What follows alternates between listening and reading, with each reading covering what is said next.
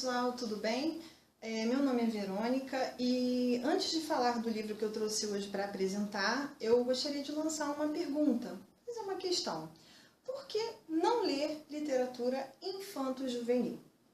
Bom, primeiro, a gente vai falar um pouquinho sobre as possibilidades da não leitura. Primeiro, a noção de que a literatura infanto-juvenil tem um público específico, que é o público infantil, e, portanto, ela não é dirigida a um público adolescente ou mesmo adulto.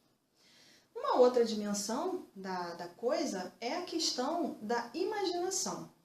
Bom, talvez num mundo como o nosso, de correria, de trabalho, de muito compromisso, de muita responsabilidade, a imaginação ela ficou em segundo plano. A gente já não tem mais espaço para a imaginação e a imaginação ficou associada muito ao universo infantil. Uma outra reflexão, é entender a literatura infanto-juvenil como algo com o objetivo de moldar, de ensinar, de instruir a criança, com valores, com a moral, para ter bons hábitos. E aí o adulto vai pensar, não, mas isso aí eu já passei por essa fase, então isso não me interessa mais. Enfim, muitos adolescentes e adultos que eu conversei a respeito do tema, eles apontaram para mim que é como se a literatura infanto-juvenil caminhasse num universo meio que paralelo, que no cotidiano, na vida do adulto, no dia a dia, não tem mais espaço. Só que a gente não pode esquecer que a contação de histórias, a natureza oral das histórias, ela nos acompanha por todo o processo histórico humano. Se formos percorrer, por exemplo, o caminho da história e voltar lá atrás e refletir como era antigamente, a gente vai encontrar muito isso, uma presença da tradição oral em Europa, em África, em tradições indígenas. Então, nós contamos história o tempo todo. E, de uma maneira ou de outra, essas histórias elas estão no nosso cotidiano. Por exemplo, quando a gente vai até a padaria e no meio do caminho algo nos acontece, a gente chega em casa e a gente faz o quê? A gente narra, a gente conta aquilo que nos aconteceu. Quando a gente segreda um amigo, um fato que nos aconteceu, uma emoção, um sentimento que a gente está vivenciando, ou, às vezes, a gente mesmo cria na nossa cabeça uma narrativa. Por exemplo, nos acontece algo, nós não entendemos muito bem, e o que a gente faz? A nossa cabeça ela começa a criar, ela cria um enredo em torno daquilo. E aí surge um pouco daquelas coisas que nós chamamos de mal entendido. E a gente, a partir dessa narrativa que nós criamos, que às vezes ela é apenas real na nossa cabeça, nós passamos a agir com as pessoas ou tratar as pessoas de um modo diferente, porque nós tiramos uma certa conclusão daquilo que poderia não ser daquela forma. Então, seja falando da gente mesmo, seja falando dos outros, a gente conta a história o tempo todo. Então, num contexto literário, e o que é a literatura senão a arte por meio das palavras? A literatura infanto-juvenil ela é colocada, ela é catalogada, ela é categorizada, assim, por uma necessidade até didática, ou mesmo um profissional como o bibliotecário, o profissional que trabalha em bibliotecas, ele precisa de uma organização, ele precisa de um suporte organizacional, porque você imagina ir numa biblioteca e procurar uma obra que não tem nenhum tipo de referência, não tem nenhum tipo de informação. É como procurar agulha no palheiro. Então é necessário esse tipo de catalogação, esse tipo de organização. Mas nós vamos deixar o papel do bibliotecário, que faz essa ficha catalográfica que a gente encontra na parte de trás da capa do livro. Vamos deixar esse papel do profissional do livro para pensarmos em nós como leitores. O papel do leitor, nossa função ali como leitor. Bom, primeira dica, a gente não deve olhar para a obra literária infanto-juvenil como algo que não seja interessante. Por que não? Gente, simplesmente porque literatura é literatura, ponto, E a gente precisa abrir um pouco o nosso coração para isso, entender isso.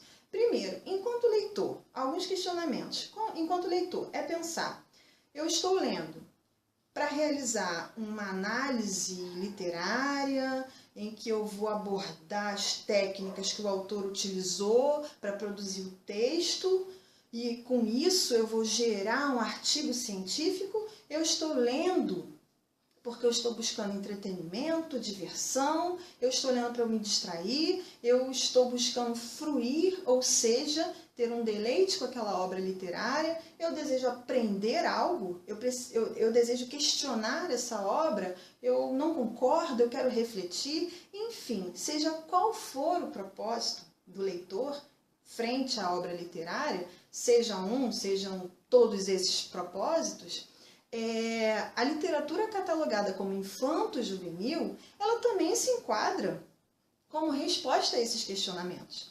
Agora, é claro, né, a apresentação da obra, ela vai envolver muitos recursos, ela vai envolver, por exemplo, a questão da imagem, né, as figuras, os desenhos, as cores, ou não, dependendo da temática da obra, os personagens, que geralmente, em sua maioria, né, são poucos personagens, um conflito, né, uma situação que desestabiliza esse personagem e um grande tema.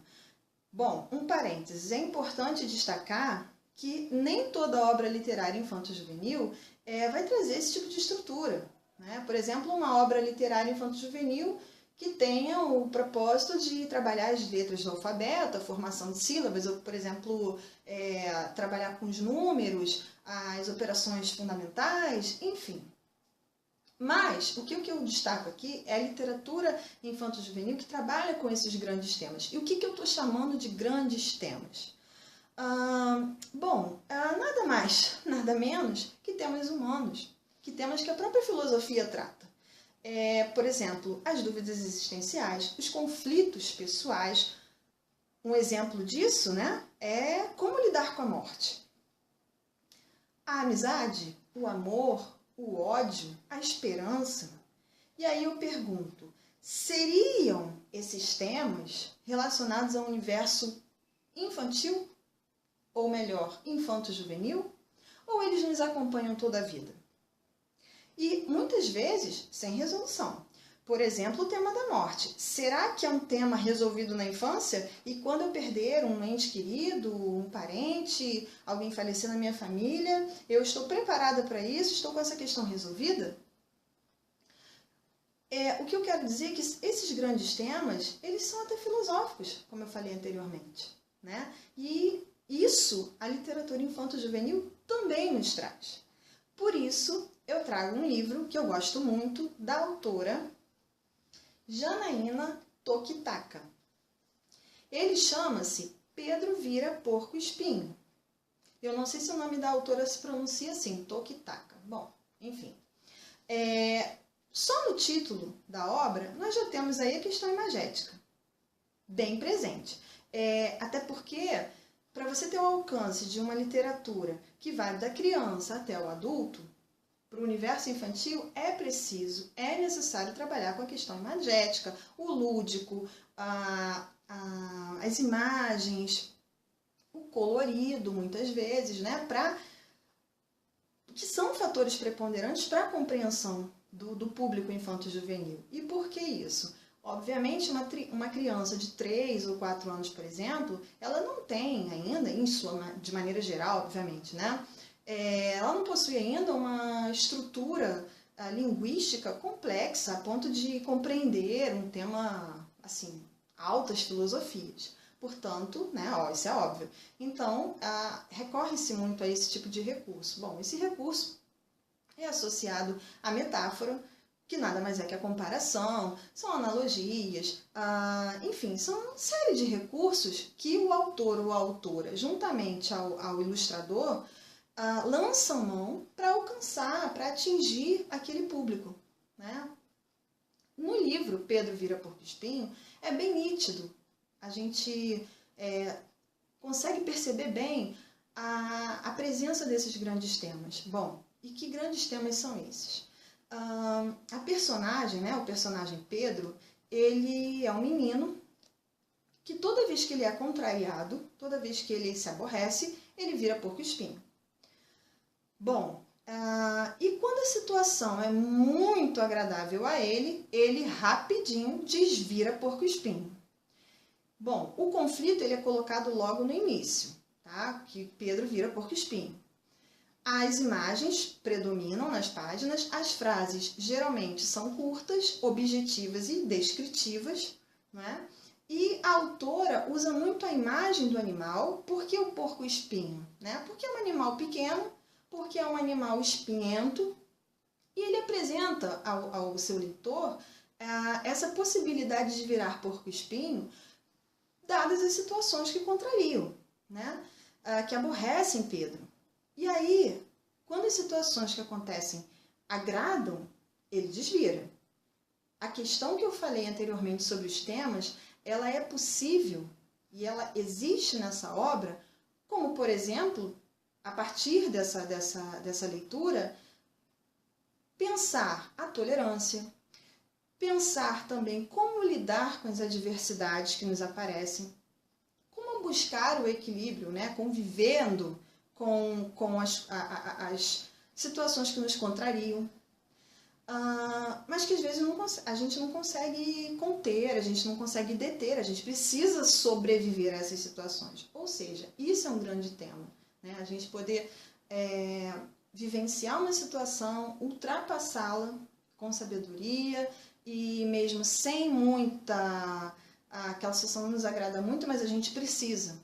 Daí é que eu digo, a literatura infanto-juvenil, ela é catalogada assim, mas ela traz grandes temas para a nossa reflexão, para a nossa aprendizagem, para a nossa fruição, para o nosso deleite, né? Porque as páginas são lindas, são bem desenhadas, e a gente termina o livro pensando, eu também, como Pedro, vez em quando viro porco-espinho, né? Então, assim, a situação da leitura infanto, né, da literatura infanto-juvenil, ela é muito bacana nesse sentido. Espero que essa mensagem que eu passei, espero que tenha animado vocês a lerem, a buscarem literatura infanto-juvenil, e aí eu deixo essa sugestão de leitura, tá bom? Muito obrigada por assistir o vídeo, um grande beijo e até o próximo!